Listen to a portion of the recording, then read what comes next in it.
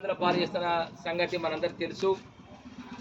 ఇవాళ వస్తాయో రేపు వస్తాయో అని చూసుకుంటూ ఇప్పటికీ ఒక 14-18 నెలల వరకు కాలం గడిచిపోయింది.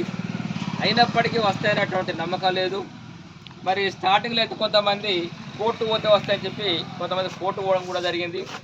కోర్టు పోయిన వాళ్ళకు కొంతమందికి సగం డబ్బులు వచ్చినట్టు తెలిసింది.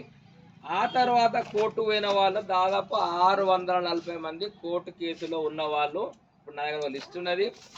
640 మందికి వాళ్ళు 8 వారాలు మొట్టమొదటి బ్యాచ్కు, రెండో బ్యాచ్ పోతే 10 వారాలు 12 వారాలు సమయం ఇచ్చి చివరికి మీరు కాంటెంప్ట్ చేయండి అని చెప్పి అంటే మళ్ళీ కాంటెంప్ట్ అంటే మొదటిసారి 10,000 ఇచ్చి తర్వాత కాంటెంప్ట్ చేయడానికి మళ్ళీ 10,000 ఇస్తే ప్రభుత్వం దృష్టి పోయినప్పటికీ ప్రభుత్వం మరి కోర్టు కూడా జంకకుండా మరి నా దగ్గర డబ్బులు లేవు, నా పరిస్థితి దీనంగా ఉన్నది, నేను ఇస్తా, ఇవ్వనని కాదు ఇస్తా, ఎప్పుడు ఇస్తా అనేది తెలియనటువంటి పరిస్థితిని ప్రభుత్వం కోర్టు కూడా భయపడేటువంటి పరిస్థితి లేకుండా మరి జరుగుతున్న తరుణంలో మనం ఒక ఆశ కొద్ది ఉన్నాం.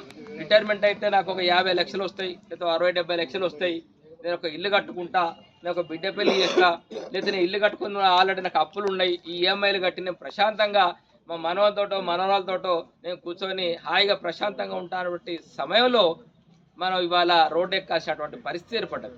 62 సంవత్సరాలు 63 సంవత్సరాలు పడ్డవాళ్ళం, ఉడిగిన రక్తం ఉడుకు రక్తం కాదు ఉడిగిన రక్తంలో ఉన్నవాళ్ళం ఇవాళ అన్ని జిల్లాల లోపల మన సమస్యల లోపల చుట్టుకుపోయి ఇవాళ రోడ్డు ఎక్కాల్సిన పరిస్థితి ఏర్పడ్డది. ఇది మీ అందరికీ తెలుసు. మరి రేపు వస్తాయని కూడా గ్యారంటీ లేదు. నేను విమర్శించిన కాదు కానీ ఉపాధ్యాయ సంఘాలు కూడా ఎన్నిసార్లు ప్రయత్నించినా కానీ కనీసం దేశం మొత్తంలో ఏ రాష్ట్రంలో 5 డిఎల్ పెండింగ్ లేవు, ఒక మన రాష్ట్రంలో తప్ప. 2023 జూలైలో ఇవ్వాల్సినటువంటి పిఆర్సీ ఇంతవరకు కూడా రాలే. మరి ఇటువంటి సమస్యల మీద ఉపాధ్యాయ సంఘాలు పోరాటం చేస్తూ ఉన్నాయి, ఉద్యోగ సంఘాలు పోరాటం చేస్తున్నాయి. మరి ఇందాకమున్నైతే తెలంగాణ జేఏసీ వాళ్ళు అయితే ఒక అల్టిమేటం ఇచ్చిన ప్రభుత్వం మీద మేము సమరమే ప్రకటిస్తున్నాం.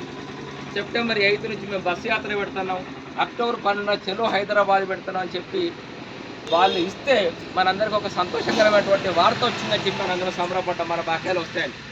కానీ 206 సంఘాలతో బట్టి విక్రమార్క గారు సమావేశం పెట్టి వాళ్ళతో చర్చిస్తే చివరికి వాళ్ళు ఒప్పుకున్నది ఏంటంటే మీకు హెల్త్ కార్డులకు ఒక కమిటీ వేస్తున్నాం, అది తప్ప మరి మన డిమాండ్స్ ఏది కూడా ఒప్పుకోలేదు.